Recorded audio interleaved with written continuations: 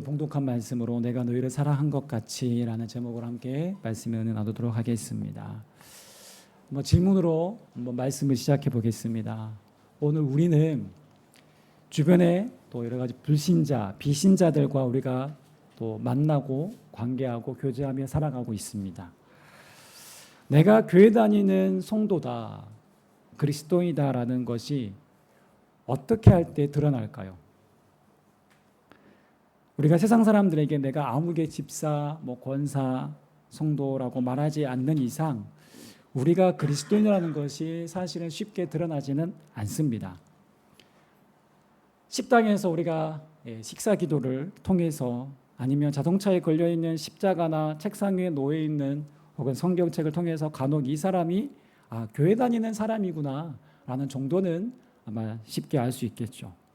그러나 그걸 본다고 해서 주변의 사람들이 나에게 영향받지는 않습니다. 나도 교회 다녀봐야지 그렇게 말하는 경우는 아마 정말 드문 일이죠. 만약 내가 직접적으로 복음을 전하지 않았는데도 불구하고 내 주변에 믿지 않는 사람들로부터 나도 당신이 믿는 하나님을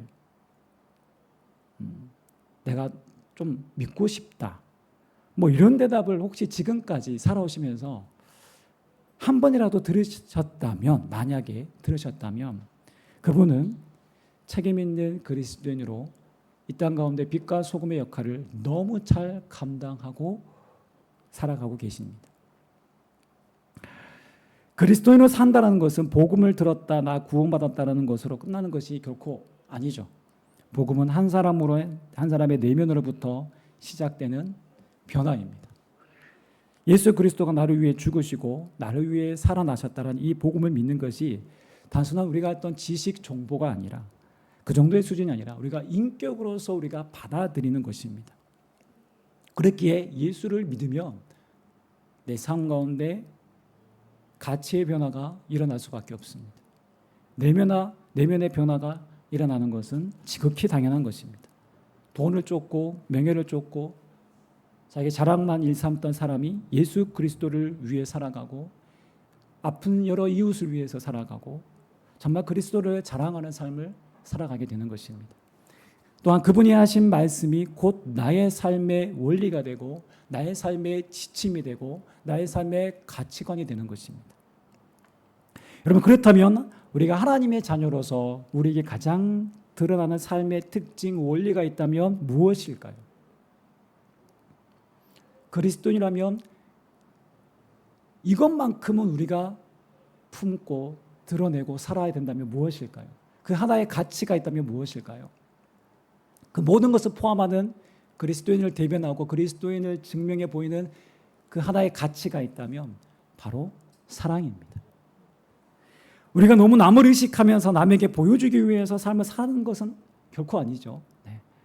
그러나 진정한 그리스도인이라면, 우리가 그리스도인의 참된 공동체라면 여러분, 세상을 향한 새로운 삶의 방식, 즉 사랑을 위한 사랑하는 삶, 그 사랑을 실천하는 삶, 우리가 예수님을 닮은 그 사랑을 하는 삶을 살아야 합니다. 그러나 지금껏 이 사랑에 대한 우리의 수많은 오해와 잘못된 사랑에 대한 정의로 사랑이 아닌 것을 사랑으로 착각하면서 살아왔습니다. 진정한 사랑이 뭔지 모르기 때문에 사랑은 지금도 왜곡되어 있고 이 사랑 때문에 사람을 죽이기도 하고 살리기도 합니다. 너무 안타까운 사실입니다. 파리의 앵발리드 성당 안에는 나폴레옹의 무덤이 있습니다. 한번 무덤 사진을 한번 보여주시면, 그리고 그 성당 한가운데 놓인 엄청나게 잘 화려하게 장식된 그 또한 큰 대리석 관 속에는 나폴레옹의 시체가 아닌 나폴레옹의 재가 들어가 있습니다. 나폴레옹은 1821년에 세인트 헬레나 섬에서 죽어 매장되었는데요. 20년 후에 그의 유해가 프랑스로 돌아올 때 화장해서 그 재를 이 관에다가 갖다 넣은 것입니다. 그런데 그 대리석 관에 이르는 입구 위에 다음과 같은 나폴레옹의 유언이 크게 양각되어 있다고 합니다. 나는 나의 유골이 세느 강변, 내가 그토록 사랑했던 프랑스 국민 한가운데서 안식 취하기를 원하노라. 아마 그래서 이렇게 그의 유해 중에서 또 죄를 그렇게 모셨는지 모릅니다. 여러분, 나폴레옹은요 프랑스 국민을 어떻게 했다고요? 사랑했다고 합니다. 그것도 그냥 사랑한 것이 아니라 그토록 사랑했다고 합니다. 그러나 그는 자기의 야망을 위해서 여러분 수없이 많은 청년들을 죽음으로 내몰았고 남의 귀한 자식들을 모스크바로 데려가서 전쟁 한번 해보지 못하고 얼어 죽게 만들었습니다. 그리고 이처럼 그의 정복욕을 위해서 야욕을 위해 수없이 많은 생명들을 죽이고서도 승리의 영광은 결국 자기 가족에게 돌렸고 아들과 누이들의 남편들에게 정복한 나라들의 그 왕의 자리를 다 차지하게 다 내어주었습니다. 프랑스 국민은 철저하게 그의 야욕을 성취하기 위한 도구에 불과하지 않았습니다. 그런데도 그는 국민들을 어떻게 해요? 그토록 사랑했다라고 합니다. 그리고 프랑스 국민들은 그 말을 믿습니다. 그래서 그 유언과 함께 무덤을 그렇게 크게 화려하게 저렇게 만들어 놓았습니다. 여러분, 독일의 히틀러가 가장 존경하는 인물이 바로 나폴레옹이었습니다. 독일의 히틀러도 살아있을 때 연설 중간중간마다 독일을 사랑하고 게르만 민족을 사랑한다라고 말했습니다. 그러나 그 사랑 때문에 유대인들을 600만이 넘는 유대인들을 대학살했습니다. 여러분, 정말 그것이 사랑일까요? 여러분, 인간의 사랑은 그 중심에 자기 중심적이고 이기적임에도 사랑이라는 것으로 거를 떳하게 사랑이라는 말로 포장합니다. 사랑이라는 말만 하면 사랑하는 줄 압니다. 그러나 그것은 진정한 의미의 사랑이 아닙니다. 이기심에 근거한 것이죠. 그런데 그것을 사랑이라고 착각하기 때문에 사랑하면 할수록 사람들은 사실은 더 많은 사람들과 부딪히고 사랑 때문에 고통받는 것이 우리가 사는 세상의 안타까운 현실입니다. 요즘에는요, 연인 간에 일어나는 살인 범죄 횟수가 점점 늘어나고 있습니다. 여러분, 몇 년 전에 울산 어느 주택에서 20대 두 자매가 흉기에 끔찍하게 살해당했습니다. 결국 범인이 잡혔는데 그 범인은 다름 아닌 첫째 언니가 사귀었던 남자친구였습니다. 이 언니가, 이 자매가 이제 그만 만나자라고 이별을 통보하자 이 남자가 분노가 치밀어서 그 분노를 그렇게 끔찍한 범행으로 그렇게 저질렀습니다. 최근에도 이런 일들이 계속 일어나고 있고요. 그래서 법원에서 아주 무기징역 같은 40년형을 때리기도 이렇게 형을 내리기도 했습니다. 그만큼 이 연인 간에 일어나는 이런 살인극들 이런 것들이 너무너무 비일비재하다는 것입니다. 여러분, 왜 죽였을까요? 나는 사랑했는데, 나는 정말 너를 사랑했는데 네가 헤어지자고 하니까 어떻게 해요? 처참하게 그렇게 죽인 것입니다. 그것도 동생까지 무참하게 살해했습니다. 2년 동안 사랑했다고 했는데 여러분, 그렇다면 그 사랑이 진정한 사랑이었을까요? 철저한 자기 이기심에서 출발한 잘못된 왜곡된 사랑입니다. 여러분, 정도의 차이는 있지만 이런 일들이 너무 많다는 거예요. 가족 간에, 형제 간에, 누구보다 사랑해야 될 우리의 친구, 이웃 간에 이런 일들이 일어난다는 것입니다. 차라리 사랑을 하지 말았으면 좋았을 텐데 사랑한다고 하면서 그 내막을 살펴보면 이기적이고 더 나아가 남을 해롭게까지 합니다. 나만 좋으면 되고 내가 만족되면 그것이 사랑이라고 말하는 잘못된 왜곡된 사랑입니다. 왜 그럴까요? 진정한 사랑의, 진실한 사랑의 기준이 없기 때문에, 그 기준을 모르기 때문에 제각각 자기가 사랑하고 자기가 옳다라고 판단하고 자기가 만족하는 그 사랑, 자기 감정에 따른 그 사랑을 하는 것이죠. 그렇다면 어떻게 하는 것이 진정한 사랑입니까? 예수님은 십자가의 죽음을 앞에 두고 제자들에게 중요한 말씀을 하십니다. 새 계명을 너희에게 주노니 서로 사랑하라. 내가 너희를 사랑한 것 같이 너희도 서로 사랑하라. 너희가 서로 사랑하면 이로써 모든 사람이 너희가 내 제자인 줄 알리라. 사랑하라는 말이 거듭거듭 4차례라 예수님께서 말씀하십니다. 강조하십니다. 여기에서 사용된 이 사랑하라는 단어는 아가파오, 아가페라는 단어입니다. 우리말로는 우리는 다 사랑이지만 헬라어는 그 사랑에 대해서 정확하게 구분하고 있습니다. 네. 연인 간의 사랑, 네, 에로스. 형제 간의 우정의 사랑, 네, 필리오. 가족, 부모와 자식 간의 사랑, 스톨게. 그리고 하나님과 우리와의 사랑, 아가페. 무조건적인 사랑, 무조건적인 희생을 일컬어서 아가페라고 말합니다. 바로 예수님이 말씀하신 그 사랑은 정확하게 아가페라고 되어 있습니다. 예수님은 이 사랑을 하라고 말씀하시고 이 사랑을 새 계명이라고 말씀하십니다. 무엇입니까? 이 사랑은 우리가 해도 되고 안 되는 사랑이 아니라 그리스도인이라면, 주님을 따르는 제자라면 반드시 우리가 이 사랑, 이 아가페 사랑을 해야 된다는 것입니다. 이 사랑이 바로 그리스도인으로 제자로 살아가는 우리의 삶의 가장 핵심되는 삶의 중요한 원칙, 대원칙이 되어야 된다는 것입니다. 복음의 내용, 십자가와 부활의 내용은 내 삶을 변화시키고 나아가 이 십자가의 사랑이 우리 그리스도인의 삶의 핵심이라는 것입니다. 주님이 이렇게 말씀하셨습니다. 내가 너희를 어떻게 한 것 같이? 사랑한 것 같이 서로 사랑하라. 이것이 바로 우리의 기준입니다. 그냥 사랑해. 너희들끼리 알아서 사랑해. 여러분, 그러면 사실 우리는 내 입맛대로 얼마든지 이기적인 내 생각에 맞게 사랑하고도 남을 사람들이죠. 그런데 예수님은 이렇게 사랑하라고 말씀하셨습니다. 내가 너희를 사랑한 것 같이. 이것이 바로 그리스도를 따르는 제자들이 해야 할 사랑의 기준입니다. 바로 예수님이 우리를 사랑한 것 같이 사랑하는 것입니다. 그렇다면 예수님이 제자들을 여러분 어떻게 사랑하셨습니까? 요한복음 13장 1절을 보시면 이렇게 기록되어 있습니다. 우리 함께 읽어보겠습니다. 시작. 유월절 전에 예수께서 자기가 세상을 떠나 아버지께로 돌아가실 때가 이른 줄 아시고 세상에 있는 자기 사람들을 사랑하시게 끝까지 사랑하시니라. 아멘. 어떻게 사랑하셨다고요? 끝까지 사랑하신다 되어 있습니다. 여러분, 끝까지 사랑한다는 것이 무엇입니까? 우리가 두 가지로 볼 수 있는데요. 시간적 개념으로 보면 끝까지는 영원히 사랑한다는 것입니다. 영원히. 그럼에도 불구하고 네가 부족하고 연약하고 무지하고 때로는 실수하고 변함없이 한결같이 어떤 상황에도 어떤 모습에도 불구하고 내가 너를 사랑하기를 포기하지 않겠다라는 의미가 끝까지 사랑한다라는 것입니다.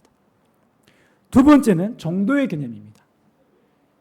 이 NIV 영어 성경에서는 이 본문의 내용을 끝까지 사랑한다는 것을 The full extent of his love라고 되어 있습니다.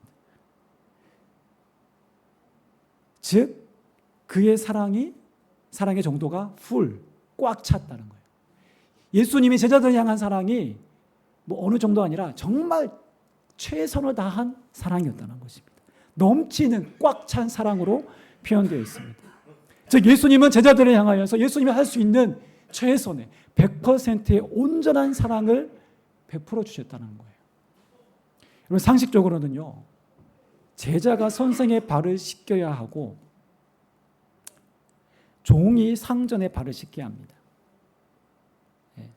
그런데 예수님은 당시에 지극히 당연한 관습과 상식을 뒤엎고 예수님이 제자들의 발을 어떻게 합니까? 씻깁니다. 예수님이 마치 종이 되신 것처럼. 예수님이 보여주신 그 사랑은 그냥 사랑이 아닙니다. 그냥 사랑한다가 아니라 사랑의 극치를 보여주신 거예요.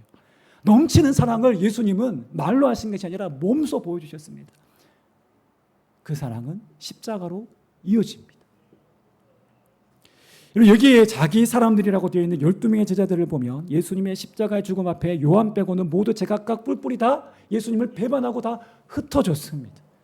베드로는요, 그렇게 예수님을 위해 죽기까지 따르겠다라고 각오하고 결단했던 베드로는 어땠습니까? 3번씩이나 예수님을 저주하며 배반했습니다.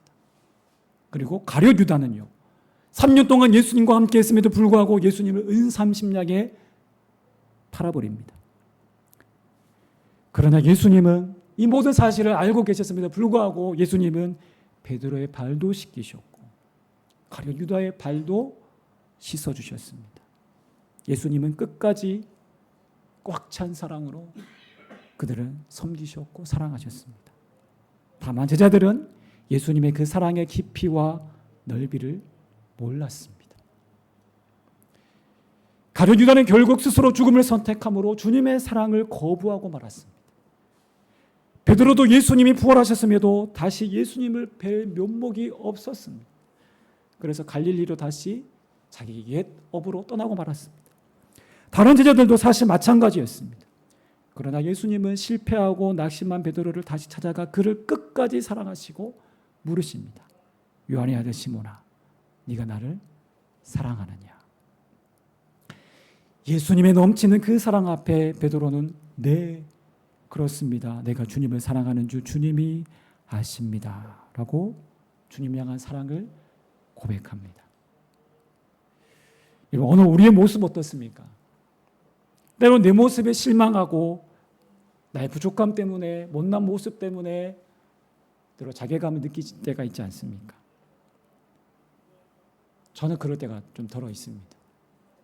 저는 저 자신의 부족함과 미숙함 때문에 제 자신에게 실망스러울 때가 있습니다. 내가 이것밖에 안 되는 사람이었나? 내가 강단에서 선포했던 설교들이 때로는 제 뇌리를 스칠 때가 많습니다. 제가 편견에 사로잡혀 있고 때로는 사랑을 베풀어야 될 그 상황 속에서 냉소적이고 이기적이고 사랑으로 품지 못하는 제 모습에 제 스스로가 실망할 때가 여러 번 있습니다. 그럴 때마다 나 자신을 사랑한다는 것이 여러분 참 어렵더라고요. 네, 어렵게 느껴집니다. 그럼에도 불구하고 저는 거기서 주저앉지 않습니다. 다시 힘을 냅니다. 내가 나를 온전히 사랑할 수 없지만 그래도 기도하면서 다시 소망을 회복할 때가 많습니다. 왜냐하면 저는 제가 바다 같은 예수님의 그 사랑 안에 거하고 있고 제가 그 사랑 받는 일을 포기하지 않는 한 그 사랑의 능력으로 저는 더 온전해질 것을 믿기 때문입니다. 우리를 향한 포기하지 않으시는 주님의 사랑 안에 우리가 온전히 거할 때 그 사랑 안에서 오늘 나를 인정하고 나를 바라보고 격려할 때 우리는 그 사랑에 젖어들고 예수님의 그 아낌없는 꽉 찬 그 사랑 안에서 우리는 그 사랑을 본받게 됩니다. 몸으로 느끼게 됩니다. 그래서 우리는 그 사랑에 반응하는 자로 조금씩 세워질 것입니다. 여러분 쉽지는 않지만요. 주님의 제자는 이 주님의 사랑을 계속해서 받고 또한 그 사랑을 우리가 나눔으로 계속 연습하고 훈련해 가는 평생의 그런 과정 가운데 우리가 살아가는 것입니다. 결코 완전할 수는 없죠. 그러나 시행착오를 하면서 우리는 또다시 일어서고 또다시 그 사랑을 위해서 우리는 나아가는 것입니다. 그래서 여러분 35절 말씀에 이렇게 되어 있습니다. 너희가 서로 사랑하며 이로써 모든 사람이 너희가 내 제자인 줄 알리라. 우리의 제자됨이 어떻게 알게 된다고요? 우리가 주님이 내가 너희를 사랑한 것 같이 주님 향한 그 사랑, 말씀하신 그 사랑을 할 때 예수님 보여주신 그 꽉 찬 사랑, 넘치는 사랑을 할 때 우리를 통해서 주님 영광 받으시고 우리가 제자라는 것을 알게 되는 것입니다. 예수님께서 보여주신 섬김, 희생, 조건 없는 이 아가페 사랑을 실천할 때 비로소 모든 사람들이 주님을 알게 된다는 것입니다. 여기서 모든 사람들은 하나님을 알지 못하는 사람을 포함하는 것입니다. 즉 이 사랑을 통해서 예수님의 제자됨이 증명되는 것입니다. 즉 달리 얘기하면 기독교 복음의 진리는 어떤 논증과 토론을 통해서가 아니라 이 십자가의 사랑을 통해서 증명되는 것입니다.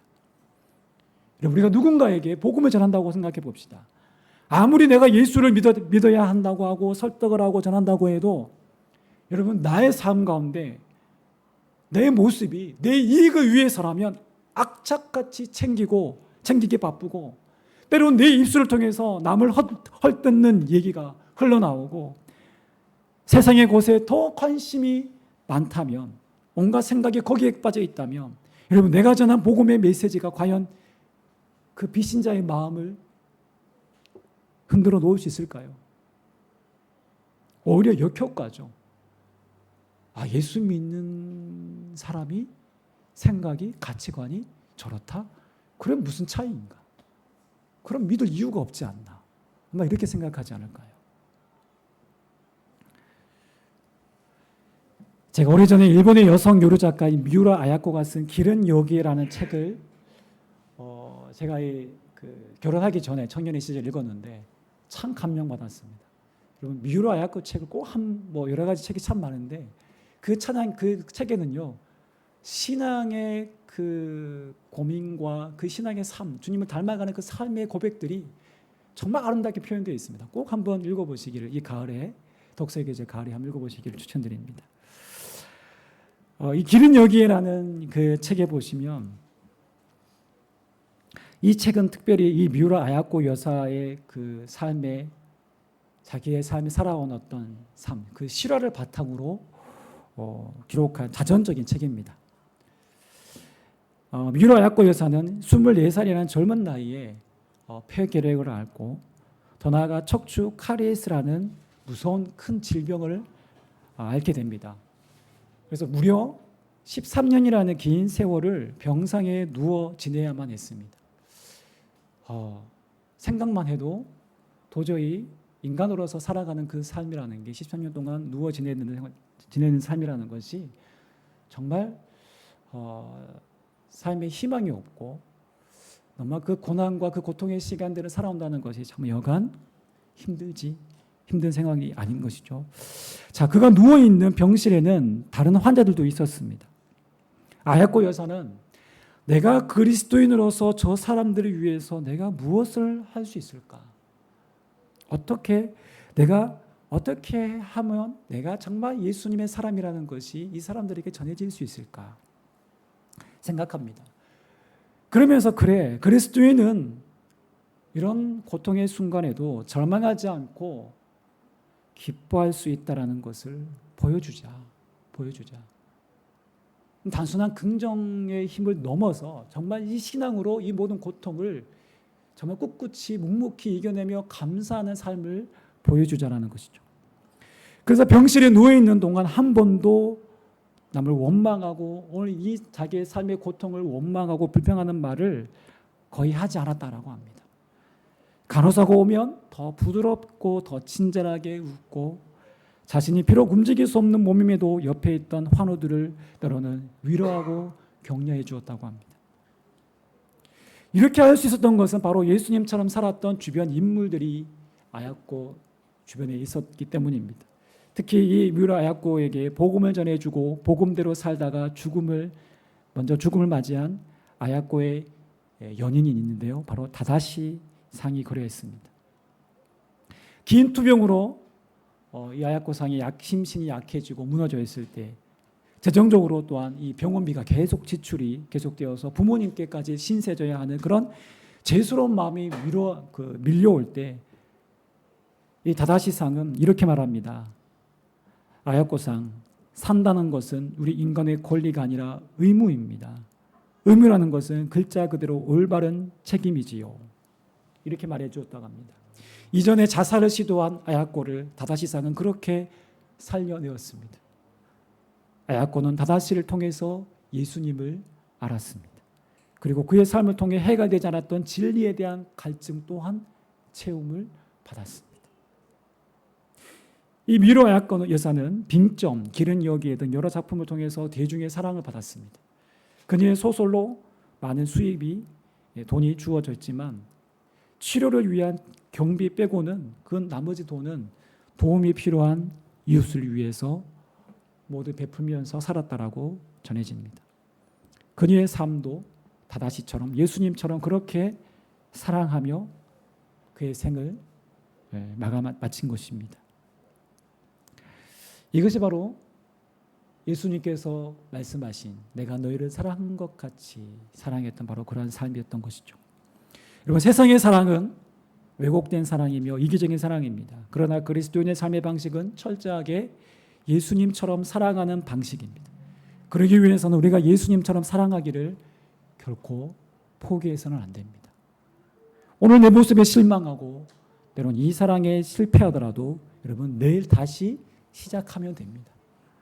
엉망인 내 모습에 실망하더라도 나를 받아주시는 바다보다 더 크신 주님의 품에서 이 사랑을 회복하고 다시 이 사랑을 도전하는 것입니다. 내가 너희를 사랑한 것 같이 오늘 이 사랑을 우리가 실천함으로 주님 닮은 진정한 제자 또한 명품 그리스도인으로 살아가시기를 주님의 이름으로 축원합니다. 아멘. 기도하겠습니다.